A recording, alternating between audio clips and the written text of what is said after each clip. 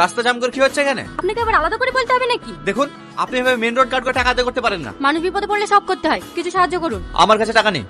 একে তো বড় লোক বাপের বিগড়ে যাওয়া ছেলে বলে মনে হচ্ছে, আর আপনার কাছে টাকা নেই। তাড়াতাড়ি টাকা বের করুন। টাকা নেই মিন্স ক্যাশ নেই, ফোন পে চলবে? স্যার, যদি ফোন পে থাকতো না তাহলে রাস্তায় দাঁড়িয়ে এভাবে চাঁদা আদায় করতাম না। তাহলে কিছু করার নেই। তাহলে এক কাজ করুন, ওই পেছনে এটিএম আছে, ওখান থেকে টাকা তুলে নিয়ে এসে দিয়ে যান, কারণ আপনাদের মতো বড় লোকদের ছাড়া যাবে না। এই জোসনা, টাকা না নিয়ে ছাড়বি না। আমি আমার কাজে গেলাম, আমি আবার বিকেলে এসে দাঁড়াবো। গুন্ডারা চলছে নাকি? একটা গরিবের প্রাণ বাঁচানো যদি গুন্ডামি হয় তাহলে সেটাই ভাবুন।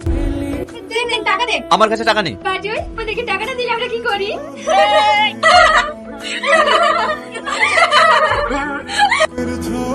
শাকিল, ওকে যা যা বলেছি সব নিয়ে এসেছো? হ্যাঁ স্যার, মাটন, কাতলা মাছ, দেশি মুরগি, দই মিষ্টি সব রেডি আছে, শুধু ইলিশ মাছটা পাইনি। এই কি বলছো? বাঙালির যেটা সব চাইতে পছন্দের ইলিশ মাছ, সেটাই নিয়ে আসোনি? এতদিন পরে আমার ছেলে বিদেশ থেকে বাড়ি ফিরছে, ওকে বুঝিয়ে দিতে হবে বিদেশের খাবারের চাইতে আমাদের দেশীয় খাবার কত স্বাদের। আমি ব্যবস্থা করছি স্যার।